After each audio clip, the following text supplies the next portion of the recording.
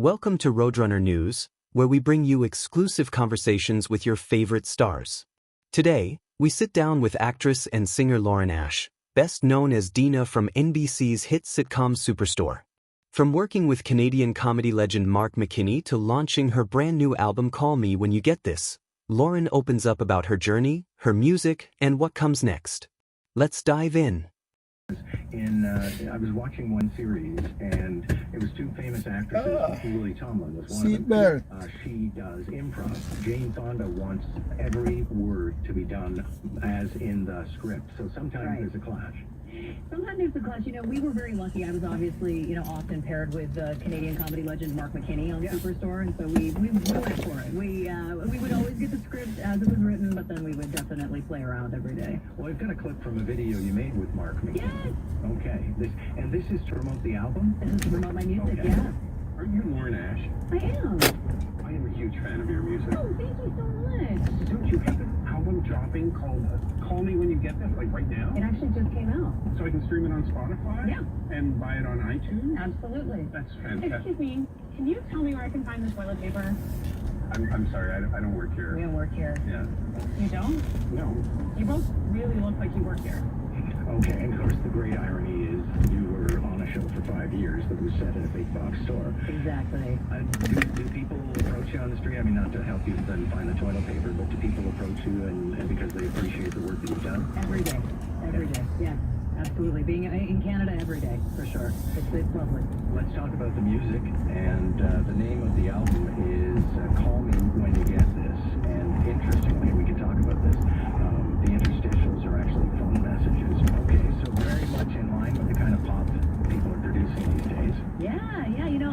My kind of genre of music was that late 90s, early 2000s pop punk, the Blink-182 era, or when they first, popped off, and I think that's definitely influenced the music that I've been putting out with a bit of a modern feel, for sure. Yeah, being in there. Yeah, for sure, absolutely. Okay, so tell me about this business of phone messages. We have it. Yeah, so I threw a lot out there, but anyway, sorry to leave this. Yeah. That's real?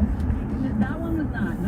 All of the rest of them on the record were real, but that was the one that I kind of created to wrap up the whole that's your voice. journey. Yeah.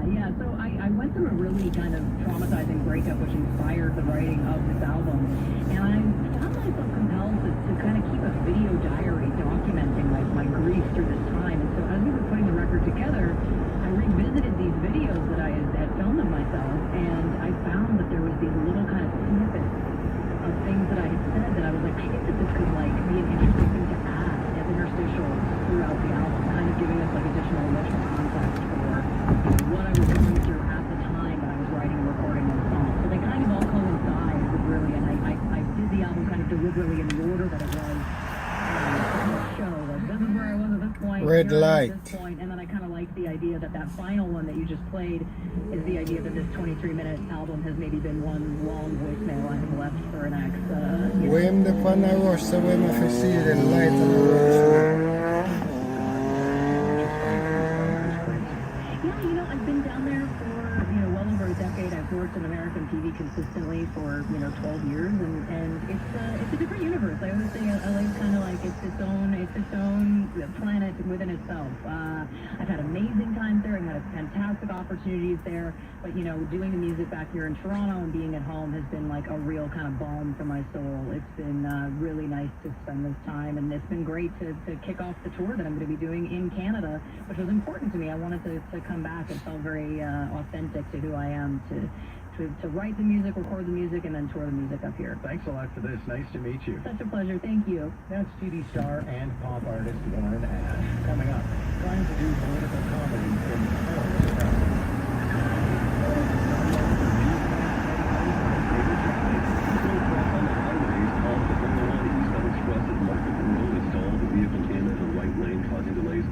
stretch and westbound in the collectors at Huron, Ontario. The left lane blocked with a disabled vehicle. Again, slow through that stretch. And in town, southbound Spadina Avenue at Fort York Boulevard, all southbound lanes blocked due to a collision. Shop the fall big red sale at Canadian Tire and save up to 50% on select seasonal must-haves until September 25th. Conditions and exclusions apply. I'm on the LeCounty. Your next update is 1:30. I'm on the website, but they have online booking company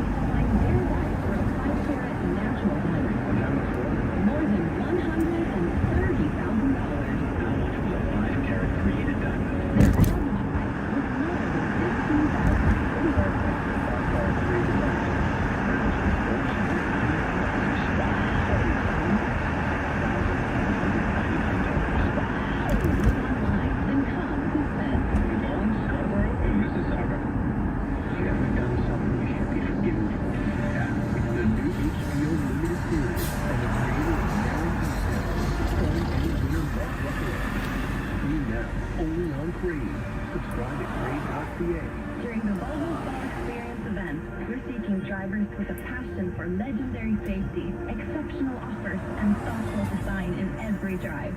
A strong interest in spontaneous awesome adventures is a must. If this sounds like you, this September, leave a 2026 plug-in hybrid from $599 bi-weekly at 3.99% during the Volvo Full Experience event. Conditions apply. Visit your GTA Volvo retailer or visit volvocars.ca.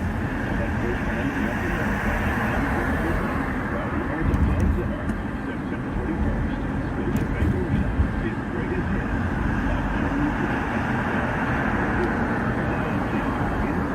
Pirates of the Caribbean and more, featuring virtual soloists. That's the Sonic Orchestra and Choir. Tickets are on that at songwriting.com. The original, curated by Hans Zimmer.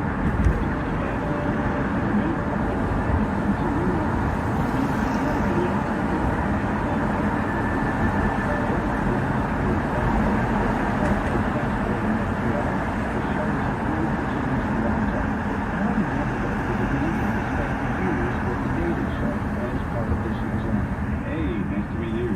I'm always curious where somebody, what they are very successful at now, how that begins. And were you a kid who wanted to be on the stage? Were you one of those comedians for whom it happened by accident? How did it start? Not at all. No desire to be on stage. I mean, I think I was actually, I was in the school play as an 8th grader, so I remember that was Guys and Dolls, but never really was seeking attention. I think I was always funny, but I was more like a fly in the class, no convictions,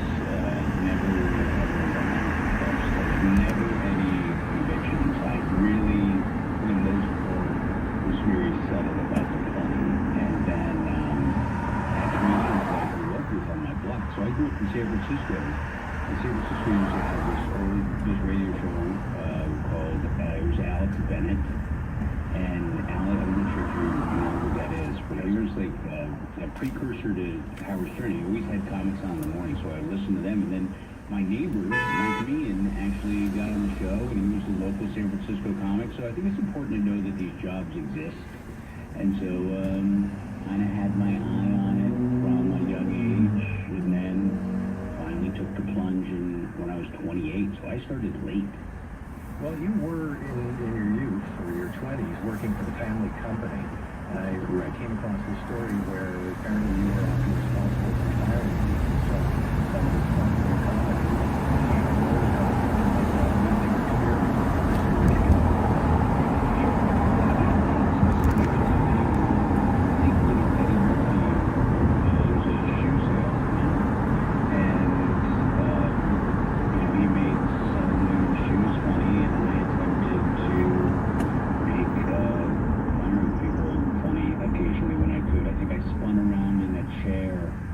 pretended I was petting a cat with this guy that I actually knew well. That was Lauren Ash sharing her incredible story, from the aisles of Superstore to the stage with her new music. If you enjoyed this interview, don't forget to hit like, subscribe, and turn on the notification bell for more exclusive conversations with your favorite artists and actors. And remember, you can stream Lauren's new album Call Me when you get this right now on Spotify and iTunes. Thanks for watching, and we'll see you in the next video.